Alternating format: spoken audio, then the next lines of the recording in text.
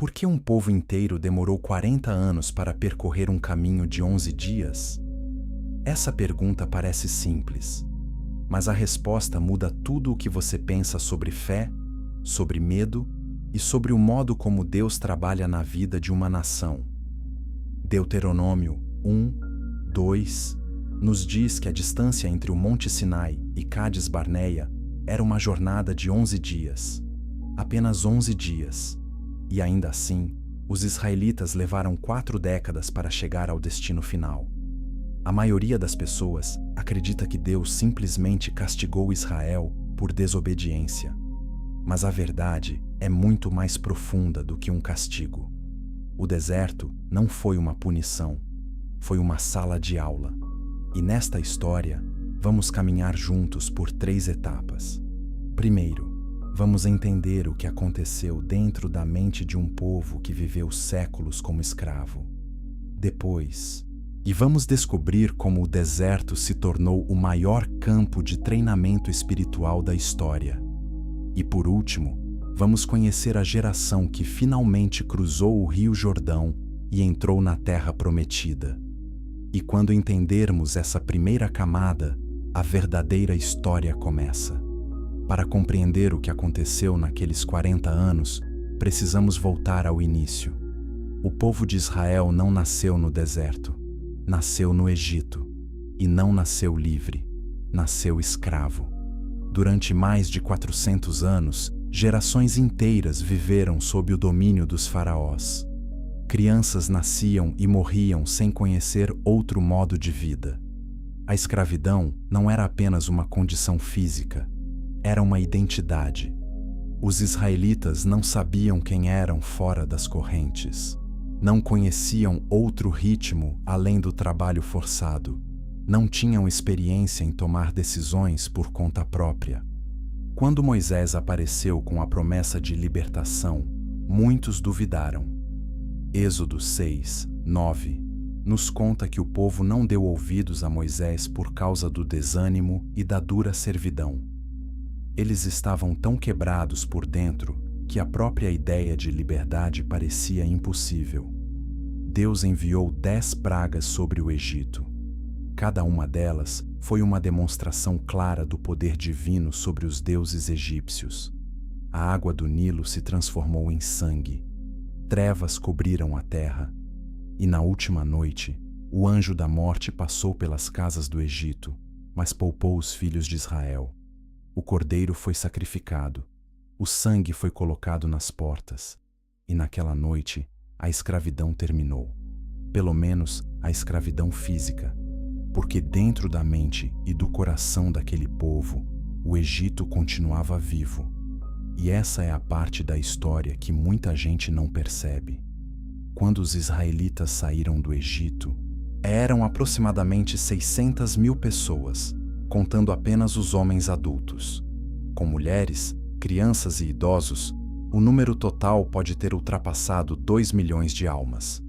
Essa multidão enorme atravessou o Mar Vermelho a pé enxuto. Êxodo 14:21 descreve como Deus abriu o mar com um vento forte durante toda a noite. As águas se dividiram, o povo passou, e quando o exército de Faraó tentou segui-los, as águas voltaram ao lugar. Foi o maior evento de libertação da história antiga. E por um breve momento, o povo acreditou. Cantaram, dançaram. Miriam pegou um tamborim e liderou as mulheres em celebração. Mas a fé daquele momento durou pouco. 3 dias depois de cruzar o mar, o povo já estava reclamando. A água que encontraram em Mara era amarga. Não dava para beber. E em vez de lembrar que Deus havia aberto o mar poucos dias antes, o povo murmurou contra Moisés. Êxodo 15:24 registra a queixa. Eles perguntaram o que iriam beber. Deus respondeu, mostrando a Moisés uma árvore. Quando Moisés jogou a árvore na água, ela se tornou doce. Mas esse não foi apenas um milagre prático. Foi uma lição. Deus estava ensinando algo fundamental. Ele queria que o povo entendesse que cada necessidade seria suprida. Cada problema teria solução, mas a solução viria de Deus, não do esforço humano. Se você está acompanhando esta história e percebendo verdades que nunca tinha notado antes, inscreva-se no canal para continuar recebendo revelações bíblicas como essa. Cada episódio traz camadas novas que mudam a forma como você lê as Escrituras. Pouco tempo depois, veio outra reclamação. Desta vez, era sobre comida. Êxodo 16, 3 traz uma das frases mais reveladoras de toda a Bíblia.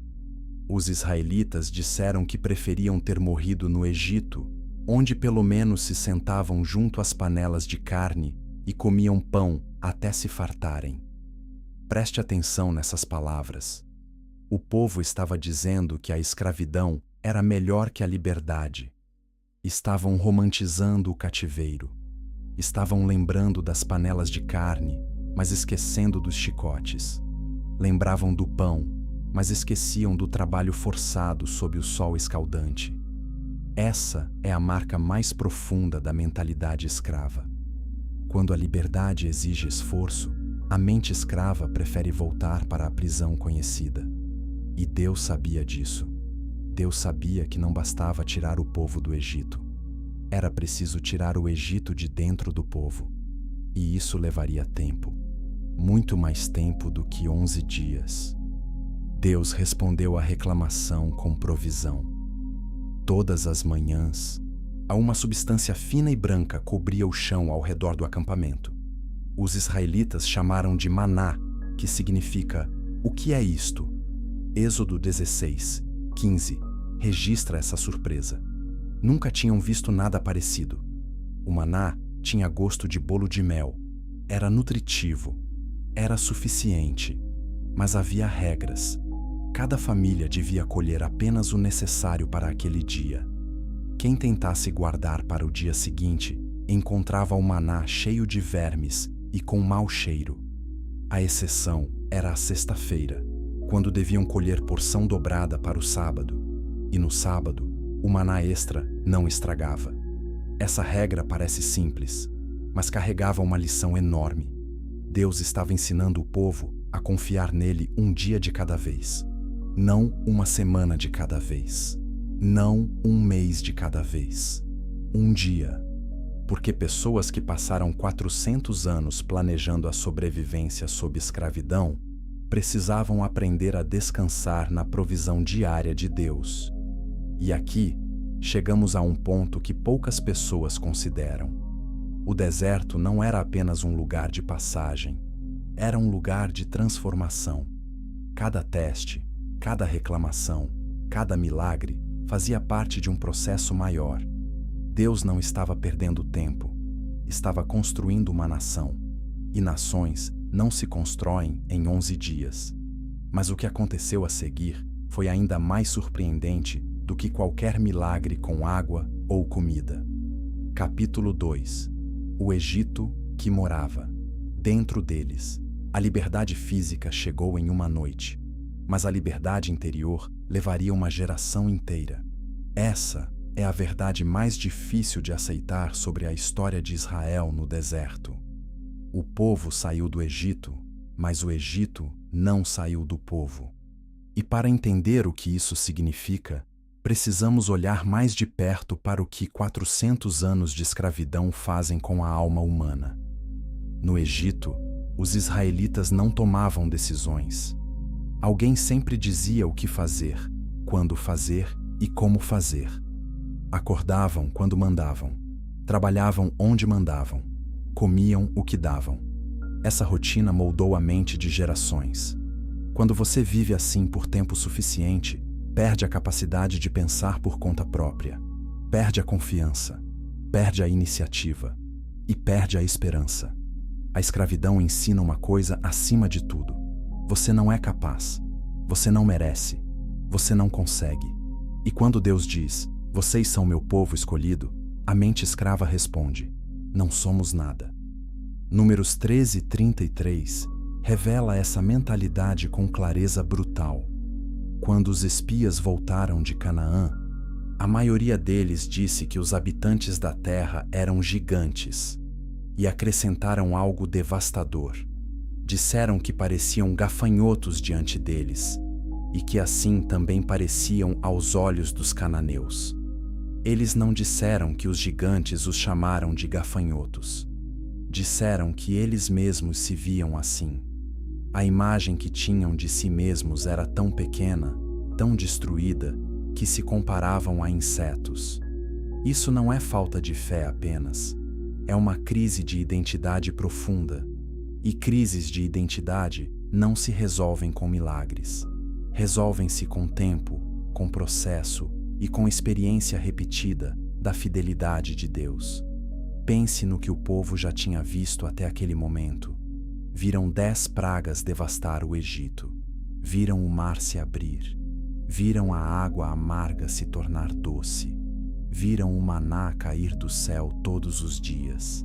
Viram água jorrar de uma rocha. E mesmo assim, continuavam com medo, continuavam reclamando, continuavam querendo voltar. Isso parece loucura, mas não é. É o comportamento previsível de pessoas que cresceram sem valor próprio. Quando sua identidade foi destruída, nenhum milagre externo conserta a ferida interna. Deus sabia disso, e por isso escolheu o deserto. O deserto era o único lugar onde Israel poderia ser reconstruído. Na cidade, haveria distrações. Em uma terra fértil, haveria tentação de confiar nos próprios recursos. Mas no deserto, não há nada. Não há colheita. Não há rio permanente. Não há mercado. Não há estrutura humana para se apoiar. No deserto, a única opção é Deus. E era exatamente isso que o povo precisava aprender. Que Deus é suficiente. Que Deus é confiável. Que Deus não falha. Curta este vídeo se essa perspectiva está mudando a forma como você entende a jornada de Israel. E compartilhe com alguém que precisa ouvir essa mensagem hoje. Mas a mente escrava não muda facilmente. Cada vez que surgiu uma dificuldade, a primeira reação do povo foi a mesma: reclamar e desejar voltar ao Egito. Êxodo 17, 3, nos conta que quando faltou água em Refidim, o povo quase apedrejou Moisés. Disseram que ele os tirou do Egito para matá-los de sede no deserto. Olhe para a ironia dessa acusação. O homem que arriscou tudo para libertá-los era agora acusado de querer matá-los. Isso é o que o medo faz. O medo distorce a realidade. O medo transforma o libertador em vilão. O medo faz o escravo desejar as correntes. Deus respondeu novamente com provisão. Disse a Moisés que batesse na rocha com o cajado. E quando Moisés obedeceu, a água jorrou em abundância. O povo bebeu, os animais beberam, a necessidade foi suprida, mas a lição continuava sendo a mesma. Deus provê, Deus é fiel, Deus não abandona. E cada vez que o povo esquecia essa lição, Deus a repetia de uma forma diferente. Porque assim funciona a transformação.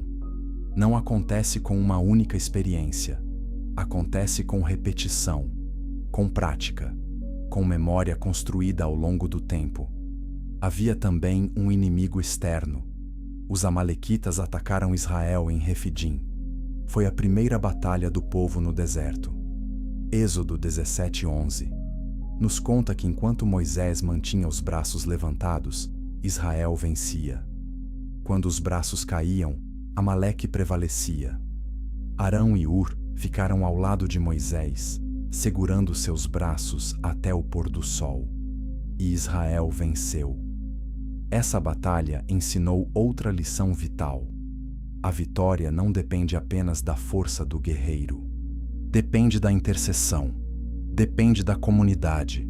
Depende de pessoas que sustentam umas às outras nos momentos de cansaço. Israel estava aprendendo a ser uma nação. E nações se constroem com mais do que leis e território. Constroem-se com confiança mútua, com sacrifício compartilhado e com dependência de algo maior que o indivíduo. Mas havia uma lição ainda mais difícil por vir. uma lição que revelaria a ferida mais profunda do coração de Israel. E essa lição veio no pé de uma montanha, enquanto Moisés estava longe demais para impedir o que estava prestes a acontecer. Capítulo 3. O bezerro de ouro e a atração do familiar. Moisés subiu ao Monte Sinai para receber as tábuas da lei. Deus o chamou para um encontro que duraria 40 dias e 40 noites. O povo ficou embaixo, esperando. E a espera se tornou o próximo grande teste. Porque esperar é uma das coisas mais difíceis para a mente humana, especialmente para pessoas que não estão acostumadas a confiar. Quando os dias passaram e Moisés não desceu, o povo entrou em pânico. Êxodo 32, 1 registra o momento. O povo se reuniu ao redor de Arão e disse que não sabiam o que tinha acontecido com Moisés. Pediram que Arão fizesse deuses que fossem diante deles. Note as palavras. Não disseram, faça um deus. Disseram, faça deuses. No plural. A mentalidade politeísta do Egito ainda controlava o pensamento deles. Mesmo depois de tudo que viram, mesmo depois de ouvirem a voz de Deus no Sinai, a primeira reação diante da incerteza foi voltar ao que conheciam. E o que conheciam era o Egito. Arão cedeu. Pediu que trouxessem os brincos de ouro. O povo trouxe. E com aquele ouro, Arão moldou um bezerro. Um ídolo na forma de um touro jovem. Isso não foi uma escolha aleatória. O touro era um dos símbolos religiosos mais importantes do Egito. Representava Apis, um deus da fertilidade e da força. Os israelitas não estavam inventando uma nova religião. Estavam voltando à antiga. Estavam voltando ao Egito. Êxodo 32, 4, nos diz que o povo olhou para o bezerro de ouro e declarou que aqueles eram os deuses que os tiraram da terra do Egito. Leia essa frase de novo. Eles atribuíram sua libertação a um pedaço de ouro que acabaram de fabricar. Negaram tudo o que Deus tinha feito. Substituíram o Criador por uma criatura moldada por mãos humanas. E começaram a festejar. Comeram, beberam, dançaram. E se entregaram a práticas que imitavam os rituais egípcios que conheciam tão bem. Se esta revelação está abrindo seus olhos para detalhes que você nunca percebeu nas Escrituras, comente abaixo qual parte mais surpreendeu você. Sua participação fortalece esta comunidade de estudantes da Bíblia. Quando Moisés desceu da montanha e viu o que estava acontecendo, sua reação foi imediata e violenta. Jogou as tábuas da lei no chão. Elas se quebraram. Aquele ato não foi apenas raiva, foi simbólico. A aliança que Deus acabara de estabelecer já estava quebrada antes mesmo de ser oficialmente entregue ao povo. Moisés pegou o bezerro, queimou-o no fogo, moeu até virar pó, misturou com água e fez o povo beber. Era uma forma de dizer: vocês vão engolir as consequências da própria escolha. O episódio do bezerro de ouro revelou algo terrível. O povo podia sair do Egito em uma noite, mas tirar o Egito do povo levaria uma geração. Os hábitos, as crenças, os reflexos culturais de 400 anos não desapareciam com milagres, desapareciam com processo. E o deserto era esse processo. Deus respondeu ao pecado com consequências. Aproximadamente 3.000 pessoas morreram naquele dia. Êxodo 32, 28 registra esse número. E depois, Deus enviou uma praga sobre o povo. Mas Deus não destruiu a nação. Não cancelou a promessa. Não abandonou o plano. Moisés intercedeu. Subiu novamente à montanha. Pediu perdão em nome do povo. E Deus, em sua misericórdia, renovou a aliança. Novas tábuas foram esculpidas. A lei foi dada novamente. E a jornada continuou. Mas o incidente do bezerro de ouro deixou uma marca profunda. Mostrou que a transformação interior é a batalha mais longa e mais difícil da vida espiritual.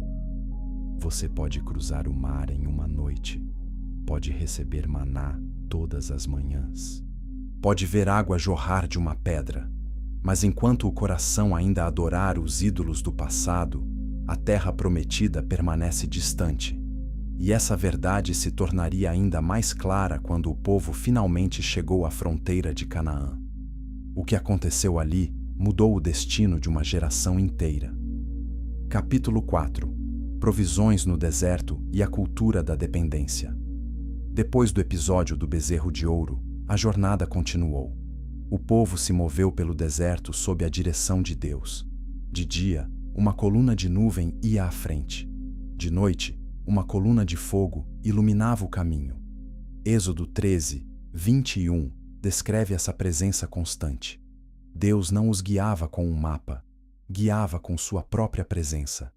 E essa era a lição mais fundamental de todas. No deserto, você não segue um plano, segue uma pessoa. O maná continuou caindo todas as manhãs, 6 dias por semana, sem falta. Deuteronômio 8:3 explica o propósito do maná com clareza. Deus humilhou o povo e o deixou com fome. Depois, alimentou com maná, que nem eles, nem seus pais conheciam. Fez isso para ensinar que o ser humano não vive só de pão, mas de toda a palavra que sai da boca de Deus. O maná não era apenas comida, era uma aula diária sobre dependência. Cada manhã, o povo acordava e precisava confiar que Deus ia prover. Cada manhã, a confiança era testada. E cada manhã, Deus provava que era fiel. Mas o maná também expunha a natureza humana. Mesmo com provisão garantida, algumas pessoas tentavam acumular. Queriam guardar extra por segurança. Êxodo 16, 20 nos conta que quem guardou encontrou o maná podre e cheio de vermes. A ganância transformou a bênção em podridão. A mensagem era clara. Quem tenta controlar a provisão de Deus acaba perdendo-a. Quem confia e recebe o suficiente para hoje encontra frescor e sustento a cada nova manhã. A água também era uma questão constante no deserto. Não havia rios permanentes. Não havia poços confiáveis. A sobrevivência dependia inteiramente de Deus revelar onde havia água ou criá-la do nada. Em Refidim, como já vimos, Deus fez água jorrar de uma rocha. Mas essa não foi a única vez. Anos depois, em Cádiz, a mesma necessidade surgiu novamente. Números 20 registra esse segundo episódio com a rocha.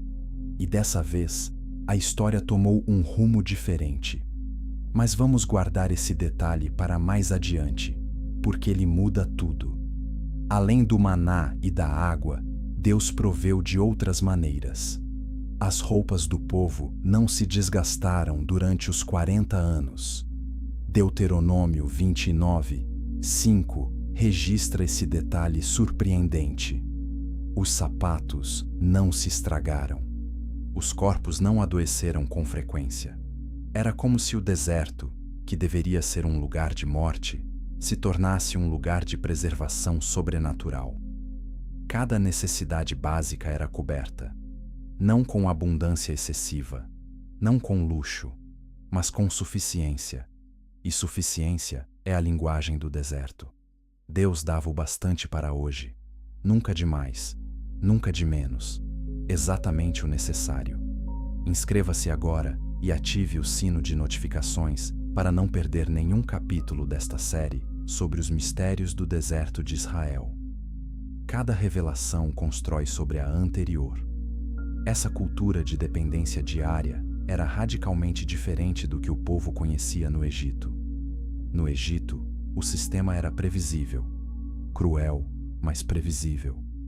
Você trabalhava e recebia sua porção. Havia celeiros cheios de grãos. Havia o Nilo com suas cheias anuais garantindo fertilidade. No Egito, a segurança vinha do sistema. No deserto, a segurança vinha de Deus. E essa mudança era o coração de toda a transformação que Deus estava operando. O tabernáculo foi outro elemento crucial dessa fase. Deus deu instruções detalhadas para a construção de uma tenda sagrada que ficaria no centro do acampamento. Êxodo 25:8 traz o motivo. Deus disse para fazerem um santuário para que ele habitasse no meio deles. O tabernáculo não era apenas um lugar de adoração.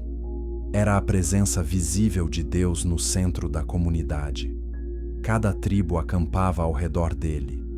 Cada movimento do acampamento começava quando a nuvem sobre o tabernáculo se movia. Toda a vida da nação girava ao redor da presença de Deus. As leis dadas no Sinai também faziam parte do processo de transformação. Deus não deu os 10 mandamentos como uma lista de proibições. Deu como uma constituição para um povo novo. Leis sobre justiça, sobre propriedade, sobre relacionamentos, sobre higiene, sobre adoração. Cada lei era um passo para construir uma sociedade diferente do Egito. No Egito, o faraó era Deus. Em Israel, Deus seria o rei. No Egito, os fracos eram explorados. Em Israel, os fracos seriam protegidos. No Egito, a identidade vinha da servidão. Em Israel, a identidade viria da aliança com o Criador. Mas mesmo com toda essa estrutura, mesmo com toda essa provisão, mesmo com a presença visível de Deus no meio deles, o povo ainda não estava pronto para a terra prometida. Porque havia uma diferença entre receber provisão e confiar no provedor. Havia uma diferença entre seguir a nuvem e acreditar no destino. E essa diferença se tornaria dolorosamente clara no momento mais importante de toda a jornada. O momento em que o povo chegou à beira da terra prometida e precisou fazer uma escolha que definiria o próximo capítulo da história. Capítulo 5. Os espias e a fronteira de Canaã. Este é o momento que mudou tudo. O povo de Israel chegou a Cádiz Barneia. A terra prometida estava logo ali, do outro lado da fronteira.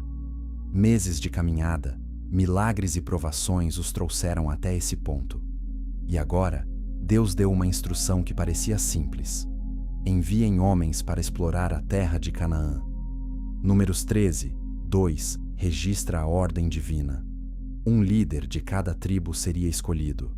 12 homens no total. 12 representantes das 12 tribos de Israel. Os espias partiram e exploraram a terra durante 40 dias. Percorreram o Neguev, subiram as montanhas, chegaram até o vale de Escol. E o que encontraram era exatamente o que Deus havia prometido. Uma terra que manava leite e mel.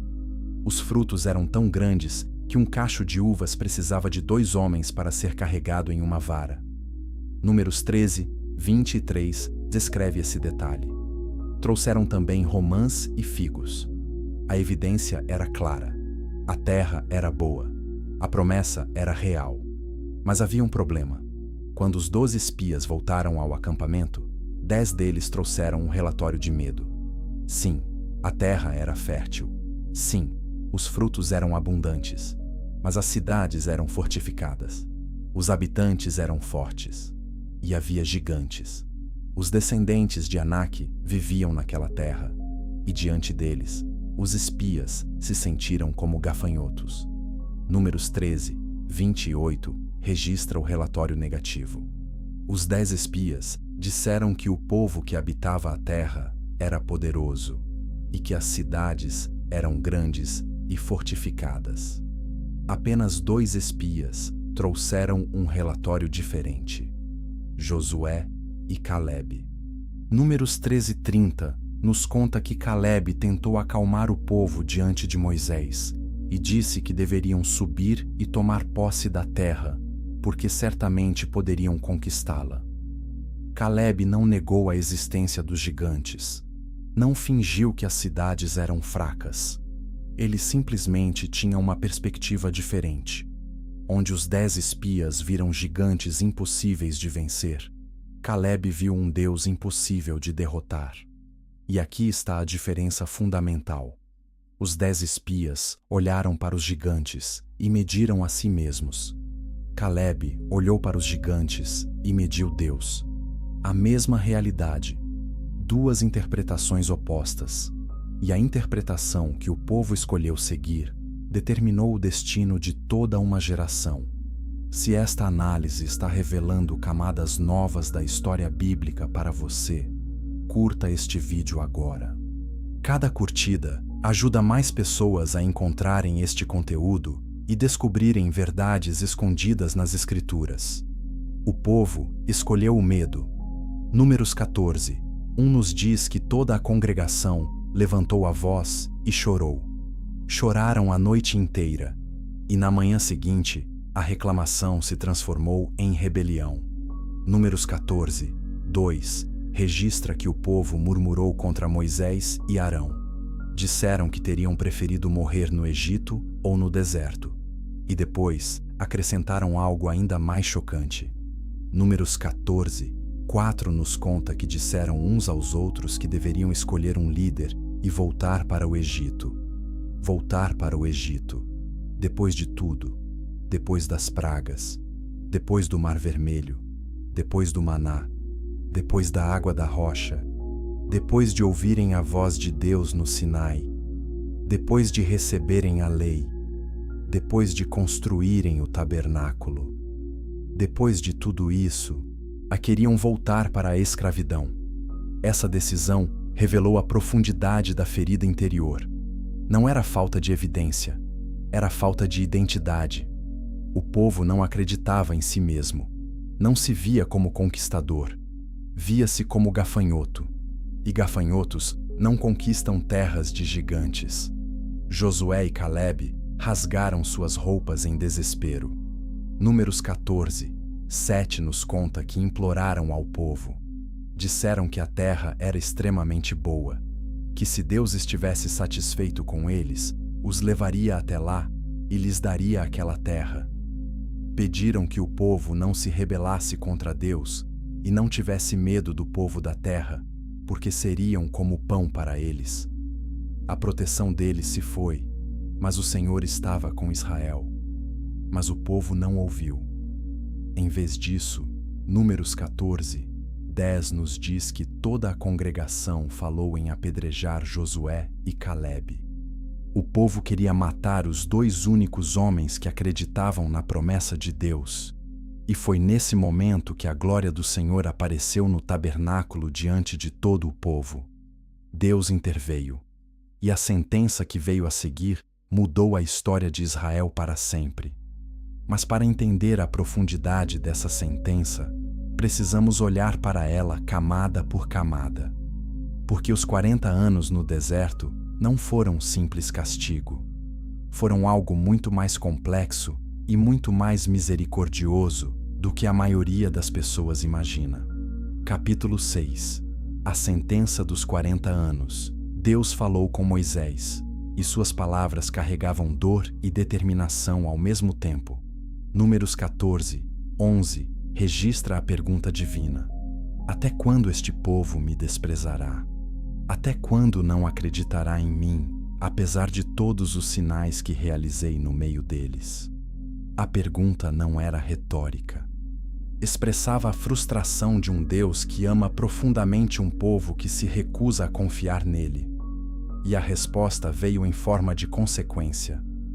Números 14, 29 traz a sentença completa. Os corpos de todos os que foram contados no censo, de 20 anos para cima, que murmuraram contra Deus, cairiam no deserto. Nenhum deles entraria na terra prometida, exceto Caleb e Josué. Apenas esses 2 homens, entre todos os adultos daquela geração, veriam a terra que Deus havia prometido a Abraão, Isaque e Jacó. E havia um detalhe doloroso na sentença. Números 14, 34 explica a lógica dos 40 anos. Os espias exploraram a terra durante 40 dias. Cada dia corresponderia a 1 ano. 40 dias se tornaram 40 anos. o povo carregaria a consequência da própria incredulidade por 4 décadas. Mas a sentença não era apenas sobre punição, era sobre propósito. Primeiro, havia a questão da identidade. Uma geração inteira cresceu sob a escravidão do Egito. Seus pais foram escravos, seus avós foram escravos, e muitos dos seus bisavós foram escravos. 400 anos de servidão criaram uma identidade coletiva baseada na impotência. Essas pessoas não podiam conquistar Canaã, não porque lhes faltasse força física, mas porque lhes faltava uma visão de si mesmas como povo capaz, forte e digno da promessa. Deus não podia entregar uma terra de gigantes a um povo que se via como inseto. Segundo, havia a questão da incredulidade. Números 14, 22 diz que aqueles homens viram a glória de Deus e os sinais que realizou no Egito e no deserto, e mesmo assim o puseram à prova 10 vezes e não obedeceram à sua voz. 10 vezes. Não foi um deslize, foi um padrão. Cada teste revelou o mesmo problema. O povo preferia o medo à fé, preferia o conhecido ao prometido, preferia a prisão ao risco da liberdade. Compartilhe este vídeo com alguém que está passando por um período de espera ou deserto em sua vida. Às vezes, entender a história de Israel nos ajuda a entender nosso próprio processo. Terceiro, havia a questão da proteção. Isso pode parecer estranho, mas Deus também estava protegendo o povo de si mesmo. Se Israel entrasse em Canaã com a mentalidade de escravo, não conseguiria manter a terra mesmo que a conquistasse. Um povo que não acredita em si mesmo não defende o que recebe. Entregaria a terra na primeira adversidade. Voltaria a buscar um faraó para servir. A espera de 40 anos não era crueldade, era sabedoria. Quarto, havia a lição da dependência diária. Deuteronômio 8, 2 resume o propósito do deserto com precisão. Deus nos guiou por todo o caminho no deserto durante esses 40 anos para humilhar e testar, para saber o que havia em nosso coração, se obedeceríamos aos seus mandamentos ou não. 40 anos de maná diário, 40 anos de seguir a nuvem, 40 anos sem controle sobre o próprio destino. Tudo isso foi projetado para reescrever a programação mental do povo, para substituir a mentalidade de escravo pela mentalidade de filho, para trocar o medo pela confiança. E quinto, havia algo que poucos consideram. O número 40 na Bíblia sempre representa um período de teste e transformação. Moisés ficou 40 dias no Monte Sinai. O dilúvio durou 40 dias e 40 noites. Jesus jejuou 40 dias no deserto antes de iniciar seu ministério. Elias caminhou 40 dias até o Monte Horebe. Em cada caso, 40 marca o tempo necessário para que algo velho morra e algo novo nasça. No deserto de Israel, o que precisava morrer era a geração do Egito, e o que precisava nascer era a geração da promessa. A sentença foi dura, mas foi justa, e foi misericordiosa de um modo que só entendemos quando olhamos para o resultado final. Porque dentro daqueles 40 anos, algo extraordinário aconteceu. Um povo novo surgiu, uma geração diferente cresceu, e as lições do deserto produziram guerreiros que a geração anterior nunca poderia ter sido. Mas antes de conhecermos essa nova geração, precisamos entender o que aconteceu durante aquelas 4 décadas de espera. Porque o deserto não foi tempo perdido. Foi o tempo mais produtivo da história de Israel. Capítulo 7. O deserto. Como escola. Os 40 anos no deserto não foram 40 anos de nada. Foram 40 anos de tudo. De aprendizado, de formação, de construção de uma cultura nacional completamente nova. Quando olhamos para esse período apenas como castigo, perdemos a parte mais importante da história. O deserto foi uma escola, e Deus foi o professor mais paciente e mais persistente que existiu. Pense no que o povo precisava aprender. Precisava aprender a viver em comunidade. No Egito, os israelitas eram força de trabalho. Não tinham estrutura social própria. Não tinham sistema jurídico. Não tinham sacerdócio organizado. Não tinham rituais que fossem deles. Tudo pertencia ao faraó. No deserto, Deus construiu cada uma dessas coisas do zero. O sistema de tribos foi organizado. Cada tribo tinha seu lugar no acampamento, a sua ordem de marcha, seus líderes. Números capítulos 1 a 4 detalham essa organização com precisão impressionante. A tribo de Judá acampava a leste, na posição de honra. Levi ficava no centro, servindo ao tabernáculo. Cada tribo tinha responsabilidades específicas quando o acampamento se movia. Isso não era burocracia, era identidade. Cada israelita agora sabia a qual tribo pertencia, qual era seu papel e onde deveria estar. No Egito, eram apenas uma massa de escravos anônimos. No deserto, tornaram-se uma nação organizada com estrutura e propósito. O sacerdócio foi estabelecido. Arão e seus filhos foram consagrados como sacerdotes. Os levitas foram separados para o serviço do tabernáculo. Levítico descreve com detalhes os sacrifícios, as festas, os rituais de purificação. Cada cerimônia ensinava uma verdade espiritual. O sacrifício pelo pecado ensinava que a transgressão tem consequências, mas que há um caminho de restauração. O sacrifício de paz ensinava que a comunhão com Deus é possível. O dia da expiação, descrito em Levítico 16, ensinava que uma vez por ano, toda a nação podia ser purificada diante de Deus. Se você está sendo impactado por esta jornada pelas Escrituras, deixe seu comentário sobre o que está aprendendo. Cada comentário nos ajuda a criar mais conteúdo como este. As leis civis também faziam parte do treinamento. Êxodo 21 a 23 contém regras sobre propriedade, sobre escravos, sobre violência, sobre restituição. Essas leis eram radicalmente diferentes das leis do Egito. No Egito, o escravo não tinha direitos. Em Israel, o escravo deveria ser libertado no 7º ano. No Egito, o pobre era ignorado. Em Israel, as bordas dos campos deviam ser deixadas sem colher para que os pobres pudessem se alimentar. Levítico 19, 9 traz essa instrução específica. No Egito, o estrangeiro era desprezado. Em Israel, o estrangeiro deveria ser tratado como um nativo.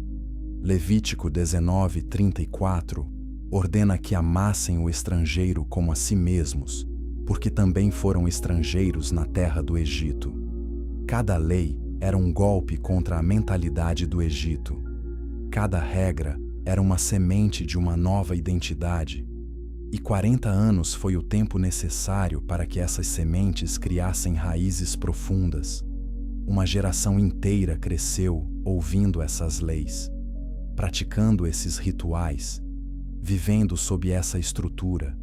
E quando chegou a hora de cruzar o Jordão, essa geração não carregava o Egito dentro de si, carregava o deserto. E o deserto, por mais duro que fosse, era uma escola de Deus. Havia também o aspecto da comunidade. 2 milhões de pessoas vivendo juntas em um deserto sem cidades, sem casas permanentes, sem as estruturas que normalmente mantêm uma sociedade funcionando. Conflitos eram inevitáveis. Números 11 nos conta que o povo reclamou das dificuldades. Números 12 nos conta que Miriam e Arão desafiaram a autoridade de Moisés. Números 16 registra a rebelião de Corá, Datã e Abirão contra Moisés e Arão. Cada conflito era um teste, e cada teste era uma oportunidade de aprender resolução, justiça e submissão à autoridade divina. A rebelião de Corá foi particularmente significativa. Corá era levita. Tinha uma posição respeitável, mas queria mais. Queria o sacerdócio. Reuniu 250 líderes de Israel e desafiou Moisés e Arão publicamente. Números 16, 3, registra a acusação. Disseram que Moisés e Arão estavam se exaltando acima da congregação do Senhor. A resposta de Deus foi dramática. A terra abriu a boca e engoliu Corá e sua família. Fogo consumiu os 250 seguidores. A mensagem foi inequívoca. A autoridade estabelecida por Deus não pode ser desafiada por ambição humana. E no deserto, o povo aprendeu essa lição de um modo que nunca esqueceria. Mas o deserto também foi lugar de intimidade com Deus. Foi no deserto que Moisés falava com Deus face a face, como um homem fala com seu amigo. Êxodo 33, 11, registra essa intimidade. Foi no deserto que Deus revelou seu caráter a Moisés. Êxodo 34, 6, traz uma das descrições mais belas de Deus em toda a Bíblia. O Senhor se proclamou compassivo e misericordioso, paciente e rico em amor e fidelidade. Essas palavras foram ditas no deserto, não em um templo grandioso, não em uma cidade próspera, no deserto, porque é no lugar da escassez que aprendemos quem Deus realmente é. E essa escola do deserto estava prestes a formar sua turma mais importante, a geração que havia nascido entre as dunas e as pedras, a geração que nunca conheceu as correntes do Egito, a geração que seria diferente de todas as anteriores. Mas antes de conhecermos esses novos guerreiros, há uma história dolorosa que precisa ser contada. A história de um homem que liderou o povo por 40 anos e não pôde cruzar a linha de chegada. Capítulo 8. O erro de Moisés. Moisés é um dos maiores líderes da história humana. Enfrentou o faraó, liderou milhões pelo deserto, recebeu a lei de Deus, intercedeu repetidamente por um povo ingrato, suportou reclamações, rebeliões e tentativas de assassinato. Durante 40 anos, carregou o peso de uma nação sobre seus ombros. Mas Moisés também era humano, e em um momento de fraqueza, pagou o preço mais alto de toda a sua vida. O episódio aconteceu em Cádiz, perto do final dos 40 anos. O povo, mais uma vez, estava sem água, e mais uma vez, reclamou. Números 20, 3, registra que o povo brigou com Moisés e disse que teria sido melhor se tivessem morrido junto com seus irmãos diante do Senhor. A reclamação era a mesma de sempre. Por que nos trouxeram a este deserto? Para morrer aqui? Nem figos, nem uvas, nem romãs, nem água para beber. Depois de quase 40 anos, o tom não havia mudado. Moisés e Arão foram à entrada do tabernáculo e caíram com o rosto em terra. E a glória do Senhor apareceu. Deus deu instruções claras. Números 20, 8, registra a ordem. Moisés deveria tomar o cajado, reunir a congregação e falar à rocha diante do povo. E a rocha produziria água. Note o detalhe. Deus disse para falar à rocha, não para bater nela. Mas Moisés estava cansado. 40 anos de liderança sob pressão constante. 40 anos ouvindo as mesmas reclamações. 40 anos sendo culpado por problemas que não causou. E naquele momento, a frustração venceu a obediência. Números 20, 10, nos conta que Moisés reuniu o povo diante da rocha e disse palavras carregadas de raiva. Perguntou se eles queriam que ele tirasse água daquela rocha. E então, em vez de falar, bateu na rocha. 2 vezes. A água jorrou. O povo bebeu. A necessidade foi suprida. Mas Deus não estava satisfeito. Números 20, 12, traz a sentença que ecoaria pelo resto da vida de Moisés. Deus disse que porque Moisés e Arão não confiaram nele o suficiente para honrá-lo como santo diante dos israelitas, não conduziriam a congregação para dentro da terra prometida. Curta este vídeo se a história de Moisés está tocando seu coração de uma forma nova. A liderança tem um peso que poucos compreendem, e a jornada de Moisés nos ensina lições profundas sobre responsabilidade e graça. Essa sentença parece desproporcional à primeira vista. Moisés bateu na rocha em vez de falar com ela. Parece um erro pequeno depois de 40 anos de serviço fiel. Mas a questão não era o ato físico, era o que o ato representava. Deus queria que Moisés demonstrasse ao povo que bastava a palavra, que a voz de Deus é suficiente, que não é preciso força bruta quando se tem autoridade divina. Ao bater na rocha com raiva, e Moisés transmitiu a mensagem errada, transmitiu que o milagre dependia de esforço humano, que a provisão vinha do líder, não de Deus. E havia outro problema. Moisés disse: "Vamos nós tirar água desta rocha?" O pronome nós revelou algo. Naquele momento, Moisés tomou para si o crédito que pertencia a Deus. Pode ter sido inconsciente, pode ter sido apenas uma palavra mal escolhida no calor da frustração. Mas para um líder que representava Deus diante de milhões de pessoas, cada palavra carregava peso eterno. Moisés aceitou a sentença. Não encontramos registro de protesto ou revolta. O homem que havia argumentado com Deus para salvar o povo em várias ocasiões, não argumentou para salvar a si mesmo. Talvez porque entendesse a justiça da decisão. Talvez porque soubesse que o líder é julgado por um padrão mais alto. Ou talvez porque, depois de 40 anos no deserto, Moisés tivesse aprendido a aceitar a vontade de Deus, mesmo quando doía. Deuteronômio 34 conta os últimos momentos de Moisés. Deus o levou ao topo do Monte Nebo, e de lá mostrou a terra prometida. Deuteronômio 34, diz que Deus mostrou toda a terra, Gileade até Dan, todo o Naftali, a terra de Efraim e Manassés, toda a terra de Judá até o mar ocidental, o Negueve e a planície do vale de Jericó, a cidade das palmeiras, até Zoar. Moisés viu tudo, cada montanha, cada vale, cada rio. Viu a promessa com seus próprios olhos, mas não pôde tocá-la com seus pés. Moisés morreu no Monte Nebo. Deuteronômio 34, 5 registra que morreu ali, conforme a palavra do Senhor. E Deus mesmo o sepultou. Ninguém até hoje sabe onde está o túmulo de Moisés. O maior líder de Israel foi enterrado pelo próprio Deus em um lugar secreto. Houve 30 dias de luto, e depois a nação olhou para a frente, porque diante deles estava o rio Jordão, e do outro lado, a terra que 40 anos de deserto os havia preparado para receber. A história de Moisés nos ensina algo que dói. Ninguém está acima da responsabilidade.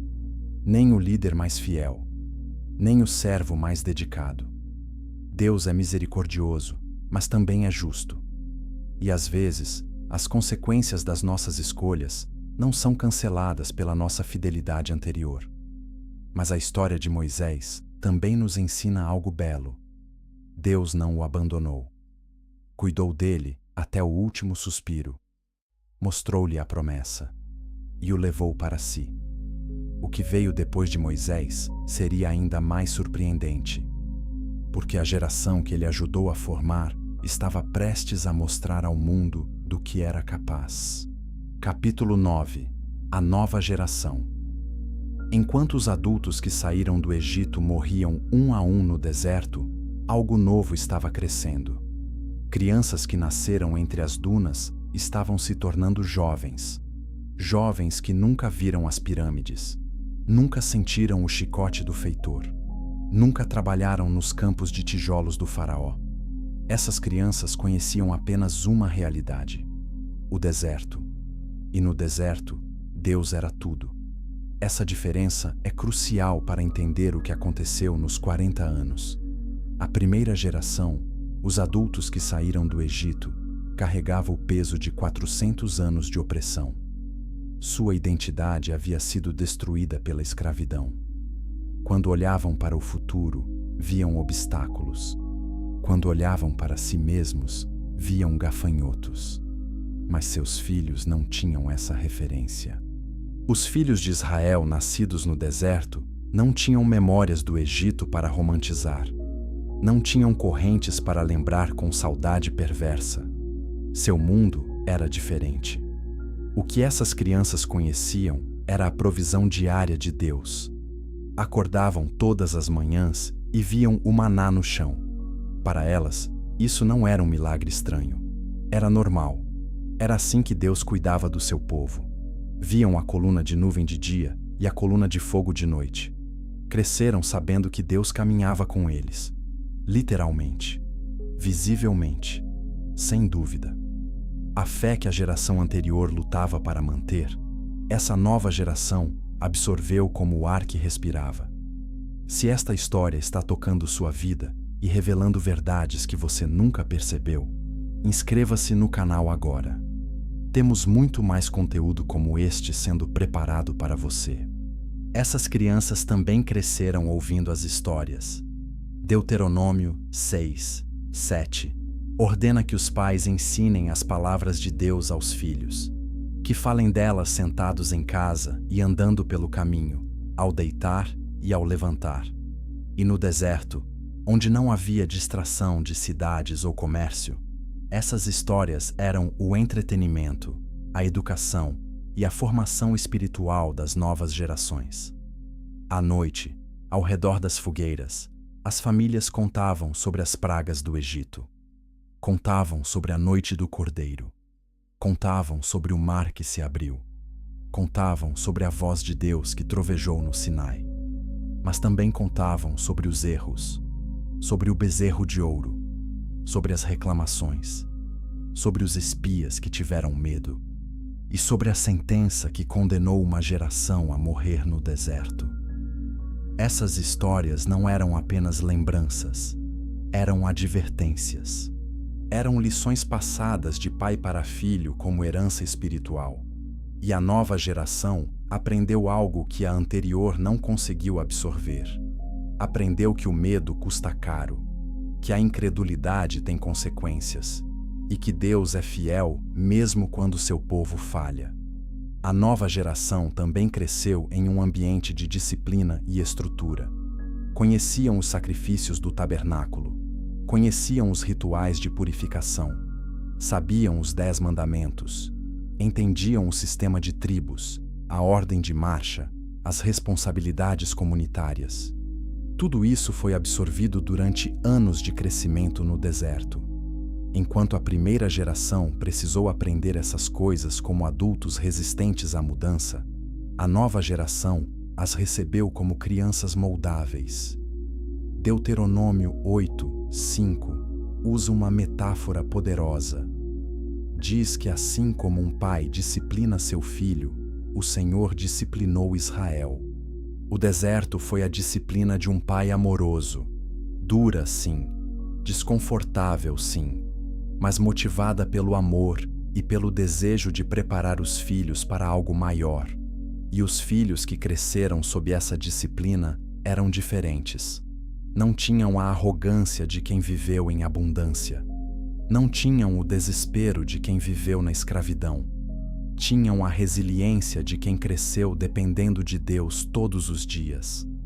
Quando os 40 anos se aproximaram do fim, Moisés fez algo importante.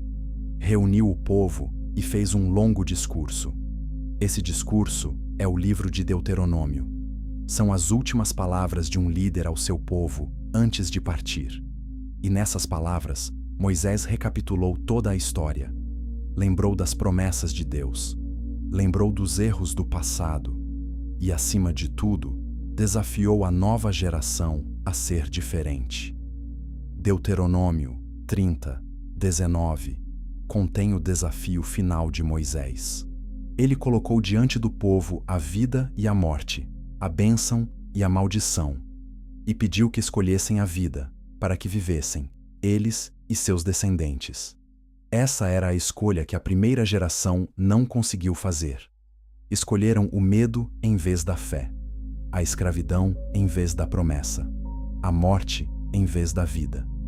Agora, a nova geração tinha a mesma escolha diante de si, e dessa vez, a resposta seria diferente. Josué assumiu a liderança após a morte de Moisés. Deus falou com ele em Josué 1:2 e ordenou que se levantasse e cruzasse o rio Jordão com todo o povo, rumo à terra que Deus estava dando aos filhos de Israel. E acrescentou uma promessa extraordinária. Josué 1:5 diz que assim como Deus esteve com Moisés, estaria com Josué. Nunca o deixaria, nunca o abandonaria. E então, 3 vezes nos primeiros 9 versículos de Josué, e Deus repetiu a mesma instrução: seja forte e corajoso, forte e corajoso, não inteligente e estratégico, não rico e poderoso, forte e corajoso. Porque o que esperava do outro lado do Jordão exigiria exatamente isso: coragem para enfrentar o desconhecido, força para lutar contra inimigos reais, e fé para acreditar que o Deus que sustentou a nação por 40 anos no deserto não os abandonaria na terra prometida. A nova geração estava pronta, mas havia ainda um homem cuja história merece ser contada à parte. Um homem que pertencia à geração antiga, mas carregava o espírito da nova. Um homem chamado Caleb. Capítulo 10. A fé inabalável de Caleb. Caleb é um dos personagens mais notáveis e menos discutidos de toda a Bíblia. Sua história desafia praticamente tudo o que achamos que sabemos sobre envelhecimento, sobre fé e sobre o que acontece quando alguém realmente acredita na palavra de Deus. Quando os 12 espias foram enviados a Canaã, Caleb tinha 40 anos. Josué 14:7 nos dá essa informação. 40 anos. Forte, capaz, pronto para a guerra. E quando voltou com o relatório, foi um dos 2 únicos homens que disseram a verdade com fé. A terra era boa. Os gigantes eram reais. Mas Deus era maior. Números 14:24 registra o veredicto de Deus sobre Caleb. Deus disse que seu servo Caleb tinha um espírito diferente e o seguiu plenamente. Por isso, Deus o levaria à terra que havia explorado, e seus descendentes a possuiriam. Um espírito diferente. Essa frase merece reflexão. O que tornava Caleb diferente de todos os outros? Ele viu os mesmos gigantes, caminhou pelas mesmas cidades fortificadas, estava sujeito às mesmas pressões do grupo. Mas enquanto 10 espias deixaram o medo definir o relatório, Caleb deixou a fé definir o seu. A diferença não estava nas circunstâncias, estava no espírito. E esse espírito diferente custou caro a Caleb, porque Caleb foi condenado ao deserto junto com todos os outros. Ele era inocente. Ele acreditou. Ele obedeceu. Mas a sentença coletiva o incluiu. Por 40 anos, Caleb caminhou pelo mesmo deserto que os incrédulos. Comeu o mesmo maná. Enfrentou o mesmo calor. Viu os mesmos amigos e vizinhos morrerem um a um ao longo das décadas. A diferença é que Caleb sabia que sobreviveria. Deus havia prometido. E Caleb acreditou nessa promessa por 40 anos sem vacilar. Compartilhe este vídeo com todos os seus amigos que precisam de inspiração para manter a fé durante períodos longos de espera. A história de Caleb é exatamente o que eles precisam ouvir. Quando os 40 anos finalmente terminaram e Israel cruzou o Jordão, Caleb já tinha 80 anos. As campanhas militares de conquista levaram mais 5 anos. E quando o território começou a ser dividido entre as tribos, Caleb se apresentou diante de Josué. Josué 14:10 registra suas palavras. Calebe disse que o Senhor o manteve vivo, como prometera, durante os 45 anos, desde que Deus falou aquela palavra a Moisés. E agora, ali estava ele, com 85 anos. 85 anos.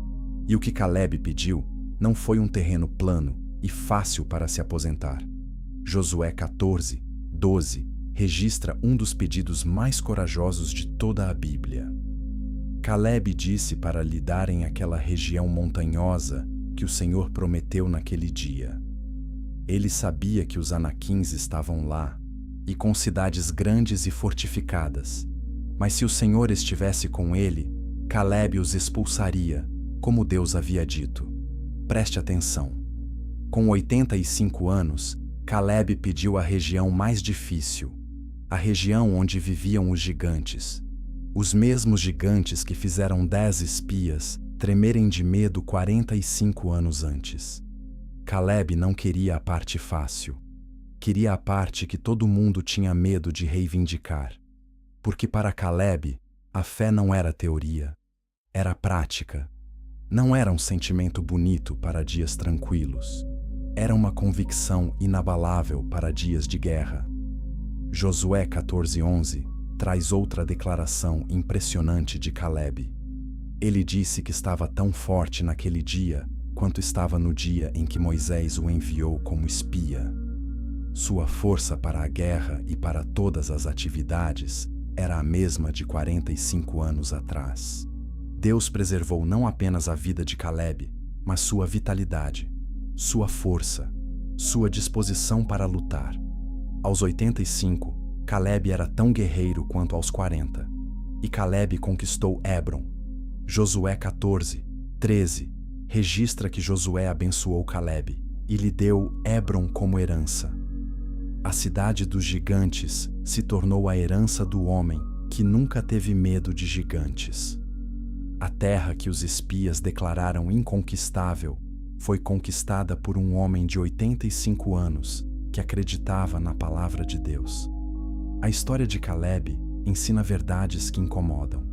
Ensina que a fé não garante um caminho fácil. Calebe acreditou e, mesmo assim, passou 40 anos no deserto. Ensina que a fé não tem prazo de validade. 45 anos depois da promessa, Calebe ainda acreditava com a mesma intensidade. Ensina que a fé se demonstra na ação. Calebe não pediu descanso, pediu a batalha mais difícil. E ensina que Deus honra quem o honra. Não importa quanto tempo passe, não importa quantos obstáculos surjam.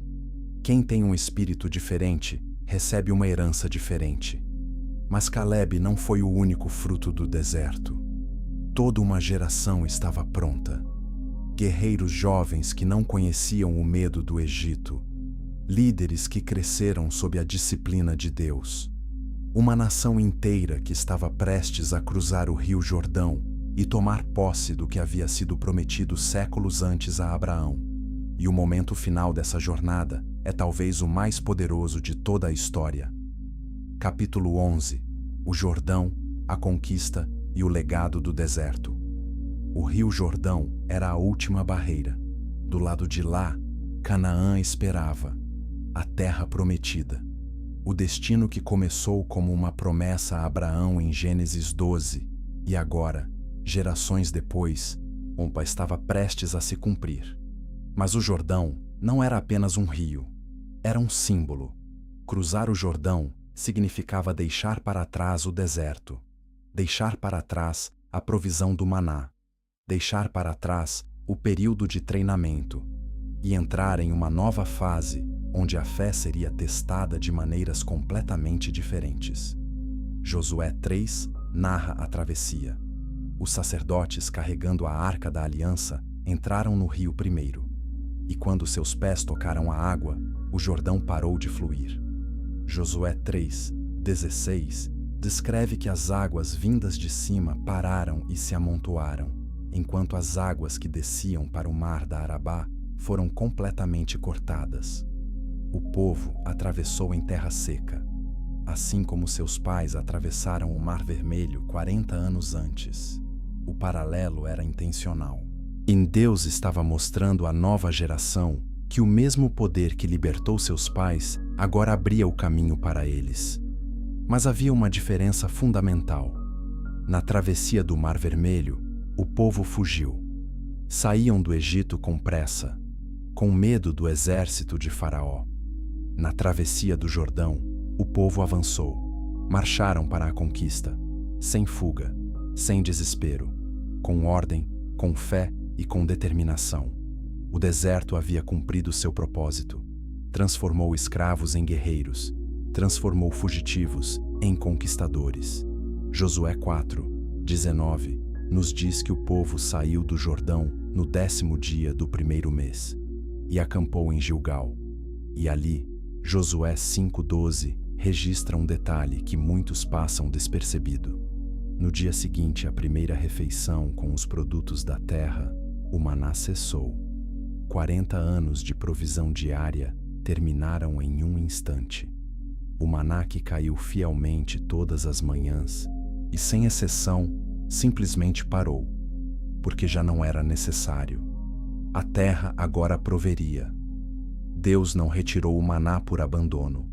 Retirou porque o treinamento estava completo. Se esta jornada completa pela história de Israel no deserto impactou sua compreensão das Escrituras, inscreva-se no canal e ative as notificações. Temos uma série inteira de conteúdos profundos sobre os mistérios da Bíblia esperando por você. A conquista de Canaã começou com Jericó, e a forma como Jericó foi conquistada prova que a nova geração havia aprendido as lições do deserto. Deus não deu a Josué um plano militar convencional. Josué 6 nos conta que Deus ordenou que o povo marchasse ao redor da cidade uma vez por dia, durante 6 dias. No 7º dia, deveriam marchar 7 vezes. E então, gritar.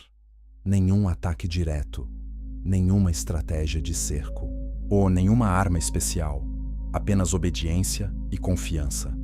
A geração anterior teria reclamado, teria questionado, teria chamado o plano de loucura, mas essa geração obedeceu. Marcharam em silêncio durante 6 dias. No 7º, marcharam 7 vezes. E quando soou a trombeta, gritaram, e os muros de Jericó caíram. Josué 6:20 registra que a muralha desabou. O povo entrou na cidade e a conquistou. A primeira vitória na terra prometida veio não por força militar, mas por obediência pura. Essa é a marca da geração do deserto. Não eram mais gafanhotos. Eram guerreiros que obedeciam a Deus, mesmo quando a ordem parecia impossível. O deserto os havia ensinado que os caminhos de Deus nem sempre fazem sentido na lógica humana, mas sempre funcionam. 40 anos de maná diário ensinaram que a provisão vem de Deus. 40 anos seguindo a nuvem ensinaram que a direção vem de Deus. E agora, marchando ao redor de Jericó, aprenderam que a vitória também vem de Deus. A conquista de Canaã não foi rápida nem fácil. Levou anos de batalhas. Josué 11:18 nos diz que Josué esteve em guerra com todos aqueles reis por um longo tempo. Houve vitórias e houve derrotas. A derrota em Ai, registrada em Josué 7, mostrou que o pecado ainda tinha consequências. Acã desobedeceu, tomando para si coisas dedicadas à destruição, e Israel sofreu derrota. Mas a diferença agora era a resposta. Em vez de reclamar e querer voltar ao Egito, o povo buscou a Deus, identificou o problema e corrigiu o erro. Esse é o fruto do deserto. Não a perfeição, mas a capacidade de responder corretamente diante do erro. Não a ausência de problemas, mas a maturidade para enfrentá-los com fé em vez de medo. A primeira geração via um problema e queria fugir. A nova geração via um problema e buscava a Deus. Essa mudança de resposta é o verdadeiro milagre dos 40 anos. Josué 21:43 resume toda a jornada em um versículo poderoso. Diz que o Senhor deu a Israel toda a terra que havia jurado dar a seus antepassados. Eles a possuíram e nela habitaram. E Josué 21:45 acrescenta que nenhuma das boas promessas que o Senhor fez à casa de Israel falhou. Todas se cumpriram. Cada promessa feita a Abraão, a Isaque, a Jacó, a Moisés, encontrou cumprimento quando os pés da nova geração pisaram a terra de Canaã. Mas a história do deserto não termina na conquista.